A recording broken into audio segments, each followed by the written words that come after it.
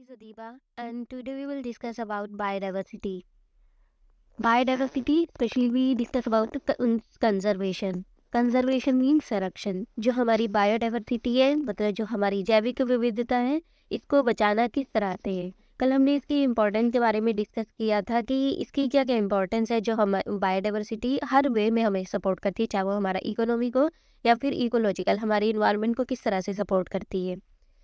तो आज हम उसी चीज़ के फिर उसके बाद हमने डिस्कस किया था कि इसके थ्रेट्स क्या है, उनको किस किस वजह से खतरा है. हम लोग अब देखेंगे कि उसको बचाना किस तरह से. हमने खतरा की बात कर ली थी कि इससे नुकसान किन चीज़ों से, क्या क्या उसके थ्रेट्स हैं.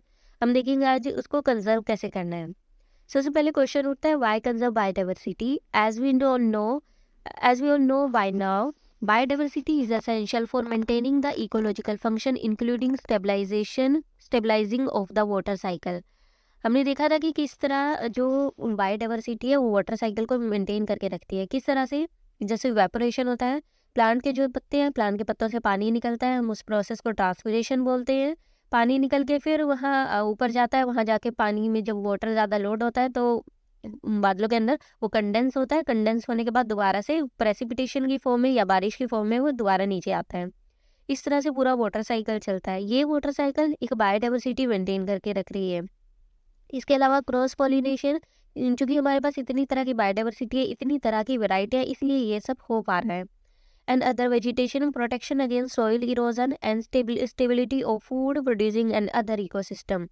इसके अलावा ये कह रहे हैं कि सॉइल इरोजन से प्रोटेक्ट करता है, क्योंकि हमारे पास इतनी तरह के प्लांट्स हैं. प्लांट क्या करते हैं, प्लांट की जो रूट होती है, रूट मिट्टी को बाइंड करके रखती है. Conservation of biological diversity leads to conservation of essential ecological diversity to preserve the continuity of food chain. इसके अलावा हमने देखा था कि कितनी तरह से ये हमारे पूरे इकोसिस्टम को मेंटेन करती है. हर तरह के हमारे अंदर लिविंग ऑर्गेनिज्म है.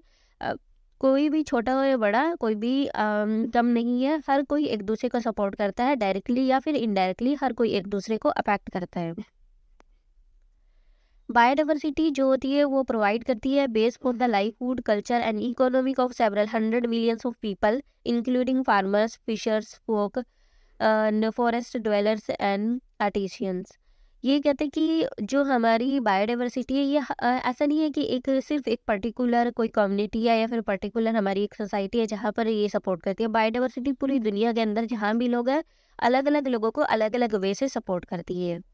It provide raw material for the diverse medicinal and health care ecosystem. कल ही हमने देखा था कि कितनी सारी दवाइयाँ हैं जो इतनी सारी हमारे पास वैरायटी होने के बाद मिली है हमें. अगर इतनी वैरायटी ना होती, इतनी डाइवर्सिटी ना होती, तो हमारे पास इतनी मेडिसिन आज ना मिलती. It also provide the agriculture, fisheries and for the critical discoveries in the scientific, industrial and other sectors. Her sector में इसने सपोर्ट किया, चाहे वो हमारा हेल्थ हो, चाहे हमारा साइंटिफिक हो, चाहे हमारा इंडस्ट्रियल हो. बायोडाइवर्सिटी हर जगह अपना रोल प्ले करती है. The rapid erosion of diversity in the last few decades has impacted on the health of the land, water and bodies of the water bodies of the people. मतलब चाहे वो हमारे land plant हो, चाहे वो हमारे ज़मीन वाले हो, प्लांट ही नहीं सिर्फ, मतलब कोई भी ऑर्गेनिज्म हर जगह इसने सपोर्ट किया है.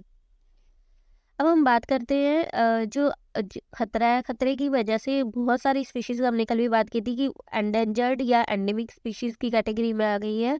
बहुत सारी कैटेगरी, बहुत सारे ऑर्गेनिज्म ऐसे हैं हमारे पास जो एक्सटिंक्ट हो चुके हैं.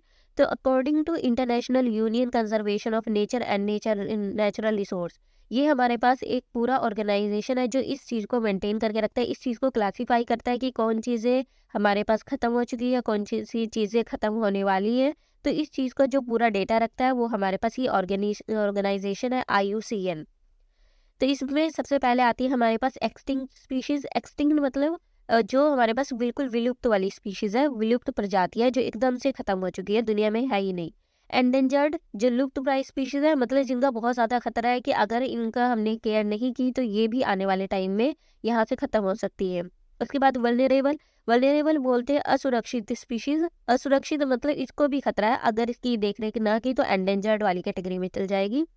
Rare species. रेयर स्पीशीज़ भी मतलब हमारे पास कम है, अगर उसको ना देखा तो वो पहले वल्नरेबल के अंदर कैटेगरी में आएगी. अगर वल्नरेबल में भी उसकी केयर ना हुई तो एंडेंजर्ड में जाएगी. एंडेंजर्ड में भी अगर उसकी केयर ना हुई तो लास्ट में हमारे पास वो स्पीशीज एक्सटिंक्ट हो जाएगी या फिर विलुप्त हो जाएगी.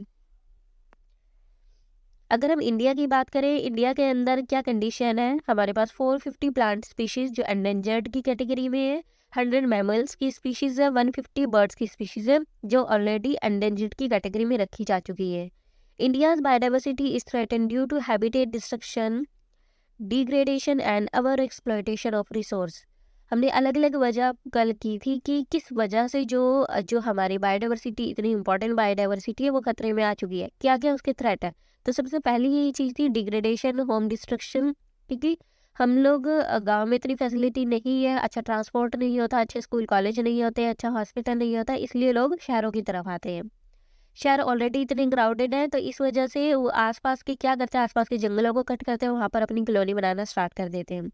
अर्बनाइजेशन अपनी फैसिलिटी के लिए, अपने फाइनेंशियल पर्पस के लिए, वो हमारे इन्वायरमेंट को इस वजह से नुकसान पहुंचता है। जो वहाँ स्पीशीज रहती है, जैसे जंगल, जंगली जानवर का घर तो जंगल ही है, वहाँ से वो उन चीज़ों को फिर खतरा होने लगता है। उसके बाद अगर हम एंडेंजर्ड स्पीशी रेप्टाइल्स की बात करें, रेप्टाइल्स में हमें हमारे पास है टोरटोइज जो एंडेंजर्ड की कैटेगरी में रखा है, पाइथन कैटेगरी में इसी में रखा है। बर्ड्स की बात करें, पीकॉक हमारा हो गया, वाइट क्रेन, ये हमारे एंडेंजर्ड कैटेगरी में है। मैमल्स में इंडियन वोल्फ है, टाइगर है, इंडियन लॉयन है। प्राइवेट्स की बात करें, गोल्डन मंकी है, कैप्ड मंकी है। प्लांट्स की बात करें, मेडिसिनल प्लांट, सैंडलवुड ट्री, ये सारे एंडेंजर्ड कैटेगरी के अंदर है। अब फैक्टर की बात करें, कौन से इन्हें अफेक्ट करते हैं? Pollution, over exploitation, climate change. एक क्लाइमेट चेंज बहुत बड़ा रोल प्ले करता है। अगर इन्वायरमेंट स्पीशीज को अपने सुटेबल नहीं मिला, जिस इन्वायरमेंट में उसे रहना था वैसा नहीं मिला, तो उसका सर्वाइवल मुश्किल हो जाता है। ओवर एक्सप्लॉयटेशन मतलब बहुत ज़्यादा यूज, बहुत एक्सेसिव यूज। हम लोग अपने फाइनेंशियल पर्पस के लिए जो चीज़ हमें फ़ायदे में दिखी, हम उसको बहुत ज़्यादा ग्रो करना स्टार्ट कर देते हैं। तो पहली बात तो ये ओवर एक्सप्लॉयटेशन की वजह से, बहुत ज़्यादा प्रेशर की वजह से वो चीज़ की डिक्लाइन होने लगती है। दूसरी चीज़ें, जो चीज़ें हम नहीं ग्रो करें, वो चीज़ निगलेक्ट की वजह से हमारे डिक्लाइन होने लगेगी। एंडेमिक स्पीशीज उसके बाद इम्पॉर्टेंट टर्म है। एंडेमिक बोलते हैं स्थानिक प्रजातियों को, मतलब जो एक पर्टिकुलर रीजन के अंदर रहती है। एंडेमिक मतलब जो एक खास जगह रहेगी। जैसे पोलर बियर है, पोलर बियर अगर हम आसपास देखें कहीं नहीं मिलेगा, हमें पता है कि वो स्नो के अंदर रहता है, तो मतलब वो उसकी स्पेसिफिक जगह है। तो ऐसी स्पीशीज जो एक पर्टिकुलर जगह पे रहती है, उस स्पीशीज को हम लोग एंडेमिक स्पीशीज बोलते हैं। इंडिया की बात करें, इसके अंदर 47,000 स्पीशीज और प्लांट की, और 47,000 स्पीशीज एनिमल्स की, और 7,000 हमारे पास प्लांट्स की स्पीशीज है जो एंडेमिक है। 62% जो एंडेमिक स्पीशीज है हिमालय एंड वेस्टर्न घाट के अंदर पाई जाती है, इसलिए इसको हॉटस्पॉट भी बोला जाता है। मतलब बहुत रिच एरिया, बहुत ज़्यादा डाइवर्सिटी वाला एरिया। अगर हम फौना की बात करें तो 81,000 स्पीशीज एनिमल की, और वेस्टर्न घाट जो सबसे ज़्यादा उसमें है, 62% एम्फीबियंस है और 50% रेप्टाइल्स है, इसलिए वो हॉटस्पॉट रीजन है। फ्लोरा की बात करें, plant present in particular region. फोनर फ्लोरा हमारे पास दो टर्म है। फोना का मतलब हमारे पास किस तरह के जो एनिमल्स हैं, फ्लोरा मतलब किस तरह के प्लांट, फ्लावर्स वगैरह की बात कर रहा है। Factor affecting endemic species, habitat loss and fragmentation and pollution. Pollution बहुत बड़ा कॉज है। फ्रेगमेंटेशन मतलब उनका होम डिस्ट्रक्ट कर रहे हैं, वो उसकी अलग अलग वजह हो सकती है। अब हम इसकी स्ट्रैटेजी देखते हैं, मतलब जो हमारी हमने देखा अपनी बायोडाइवर्सिटी, जो हमारी जैविक विविधता है, इसको कंजर्व करना है, इसका संरक्षण करना है। तो इसकी कौन कौन सी रणनीति है जो हम लोगों को अपनानी चाहिए, कौन सी हमारी स्ट्रैटेजी है जिसके थ्रू हम अपने इकोसिस्टम, हम अपनी बायोडाइवर्सिटी को बचा सकते हैं, इसका संरक्षण कर सकते हैं। तो पहला आता है लेजिस्लेशन। इसके अंदर क्या है कि हमारी जो गवर्नमेंट है, गवर्नमेंट रूल बना देती है, गवर्नमेंट इस तरह के एक्ट बना देती है कि अगर कुछ पॉचिंग की या फिर कुछ भी अगर इनको नुकसान पहुंचाया है, जो हमारे नेशनल पार्क है, बायोस्फीयर रिजर्व है, यहाँ पर कुछ अनयूजुअल एक्टिविटी की, तो गवर्नमेंट उसके ऊपर बैन लगा सकती है, उसे पनिशमेंट भी लेगी उस चीज़ की, उसके ऊपर फाइन लग सकता है। तो इसके लिए हमारे पास अलग अलग तरह के एक्ट है। इन्वायरमेंटल प्रोटेक्शन एक्ट 1986 के अंदर आया था। फिर उसके बाद फिशरी एक्ट 1897 में, फॉरेस्ट एक्ट 1927 में, forest conservation act 1980, wild life protection act बहुत इंपॉर्टेंट है 1972 में, and wild life protection amendment act 91 में। तो इस तरह के काफ़ी सारे एक्ट गवर्नमेंट बना चुकी है कि अगर कुछ ऐसा होता है, अगर कोई इनकी पाचिंग करता है या फिर मतलब इनका अवैध शिकार करता है या फिर ऐसी जगह पे जाके कुछ और नुकसान पहुंचाता है इन स्पीशीज को, तो उसके ऊपर उसको पनिशमेंट है, ऐसे ही मतलब पनिशेबल ऑफेंस है अब ये। उसके बाद जो इम्पोर्टेंट आता है in situ conservation. In situ conservation या फिर हम बोलते हैं यथास्थान कंजर्वेशन, यथास्थान संरक्षण, या फिर हम कहें कि जो हमारा एक प्राकृतिक संरक्षण है, मतलब जो ऑर्गेनिज्म है हम लोग उसी की नेचुरल हैबिटेट में उसको बचाने की कोशिश करते हैं। जैसे अगर हम टाइगर की बात करें, टाइगर की अगर नेचुरल घर की बात करें, उसका नेचुरल घर जंगल है। अगर हम उसे बचाने के लिए जंगल का ही सहारा लेते हैं, हम जंगल को ही मार्क कर देते हैं एरिया कि इस एरिया के अंदर जाना बैन है, मतलब उसको बचाने के लिए कि उसकी पॉचिंग ना हो, उसको किसी तरह से कोई नुकसान ना पहुंचे, हम लोग बैन कर दें, उसको अच्छी फैसिलिटी दें वहाँ पर अंदर, उसे सपोर्ट करें।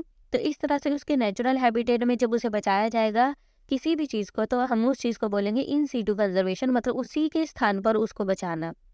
इसके अलग अलग एग्जाम्पल है। नेशनल पार्क है, जैसे हमारे पास नेशनल पार्क जो हमारे पास राष्ट्रीय उद्यान है, अलग अलग तरह के हैं हमारे पास। सेंचुरी जो हमारे पास वन्य जीव अभयारण्य है, हमारी बायोस्फीयर रिजर्व, इसमें हमारे पास कई जोन होते हैं। फिर उसके बाद नेचर रिजर्व है, रिजर्व एंड प्रोटेक्टेड फॉरेस्ट है। फिर उसके बाद प्रिजर्वेशन प्लॉट है। फिर भी सकती है वो करेंगे। वही इन सीटू कंजर्वेशन है, मतलब एनिमल्स का कंजर्व करना है और प्लांट्स का उसी के नेचुरल हैबिटेट में। अलग अलग हमारे पास ये इस तरह के एग्जाम्पल है। इसमें बायोस्फीयर रिजर्व की बात करें तो गल्फ ऑफ मन्नार जो काफ़ी फेमस है, नीलगिरी, नंदा देवी। नेशनल पार्क मतलब हम अगर राष्ट्रीय उद्यान की बात करें, काजीरंगा जो असम के अंदर है। गिर नेशनल पार्क हमारे पास गुजरात के अंदर, पेरियार केरला के अंदर, बंदीपुर जो है कर्नाटक के अंदर है। वाइल्ड लाइफ सेंचुरी मतलब जो हमारे वन्य जीव अभयारण्य है, ये हमारे पास है Mudumalai wild life sanctuary Tamil Nadu के अंदर, वेदांतगल बर्ड सेंचुरी तमिलनाडु के अंदर। ज़्यादातर साउथ के अंदर ही जो हमारे पास वाइल्ड लाइफ सेंचुरी है। अगर हम जीन सेंचुरी की बात करें तो gene sanctuary for citrus, gene sanctuary for pitcher plant, botanical garden की हमारे पास अलग सेंचुरी रहती है। अगर हम इसके मेरिट्स और डीमेरिट्स की बात करें, मतलब इसकी क्या क्या विशेषताएं हैं और क्या क्या इसके जो नुकसान है। मेरिट की बात करें तो सबसे पहले very cheap and convenient method है, बहुत सस्ता पड़ता है क्योंकि कोई हमें अलग से एरिया नहीं बनाना, उसी के हैबिटेट में उसको प्रिजर्व कर रहे हैं, उसी के घर में उसे बचा रहे हैं। Adjusted to natural disaster like draft, floods, forest fire. Limitation की अगर बात करें तो इसमें बहुत ज़्यादा एरिया की रिक्वायरमेंट रहती है। Maintenance is not proper due to shortage of staff and pollution, बहुत बड़ा एरिया। दूसरी बात, इसके पास इतना स्टाफ नहीं होता, इतना ज़्यादा पोल्यूशन होता, तो मेंटेनेंस थोड़ा मुश्किल हो जाता है। इन एक्सी2 कंजर्वेशन की बात करें, अगर एक्सी2 कंजर्वेशन मतलब जो जिसका हैबिटेट है उसके बाहर जाकर उसे प्रिजर्व करना है। जैसे टाइगर है, टाइगर का ही अगर हम उसे जंगल में प्रिजर्व ना करके उसे लेके जाते हैं अपने जू के अंदर, मतलब उस जू उसका ओरिजिनल घर नहीं है, लेकिन हम उसकी सेफ्टी के लिए उसे बाहर लेके जा रहे हैं, तो इस तरह का जो कंजर्वेशन है, इस तरह का जो संरक्षण है बाहर जाके, तो इस तरह के संरक्षण को हम लोग एक्सी2 कंजर्वेशन बोलते हैं, या फिर हम लोग पूर्व स्थान संरक्षण बोलते हैं, या फिर हम लोग कहें सीधा जो हमारा कृत्रिम संरक्षण है, जो ओरिजिनल नहीं है, जो प्राकृतिक नहीं है हमारा। तो इसके लिए हम लोग जू का यूज़ करते हैं, या फिर हम कोई बड़ा सीड बैंक हो गया हमारे पास अगर प्लांट को कंजर्व करना है, या फिर हम लोग अपनी जेनेटिक इंजीनियरिंग का यूज़ करते हैं। बहुत सारी इसके लिए टेक्निक्स आती है हमारे पास। इन्होंने कुछ एग्जाम्पल दिए, जैसे national bureau of plant genetic resource new Delhi, national bureau of animal genetic resource. अलग अलग जगह पर हमारे पास पूरा ऑर्गेनाइजेशन है इस चीज़ के लिए। Protection of flora and fauna outside the natural habitat involves the maintenance and breeding of species in controlled condition। इसमें जैसे हमें अपनी सीड को प्रिजर्व करना है तो -196 डिग्री सेल्सियस पे रख के हम उसको प्रिजर्व कर सकते हैं, जिसे क्रायो प्रिजर्वेशन बोला जाता है। मतलब लंबे टाइम तक हम अपने बीजों को कंजर्व करके रख सकते हैं। Identify the risk species of risk extinction, prefer the species which are more important to man future. Botanical garden है, seed bank, microbial culture collection है, म्यूजियम है एंड जोलॉजिकल गार्डन है। अगर हम इसके मेरिट्स और लिमिटेशन की बात करें, मेरिट्स पहली वही चीज़, एक तो इसमें स्पेशल केयर दी जाती है, अटेंशन दी जाती है, क्योंकि एक तो महंगा बहुत होता है ये हर चीज़ हम हर फैसिलिटी से प्रोवाइड कर सकते हैं। Longer life span due to assured food shelter, मतलब इसमें एनिमल को कोई अपनी उसे नहीं ढूंढना अपना फूड, कोई उसे शिकार वगैरह नहीं करना पड़ता, उसे प्रॉपर फूड दिया जाता है, प्रॉपर उसे शेल्टर मिला है, प्रॉपर फूड वाटर मिला है, प्रॉपर सिक्योरिटी, तो उसकी लाइफ लंबी हो जाती है।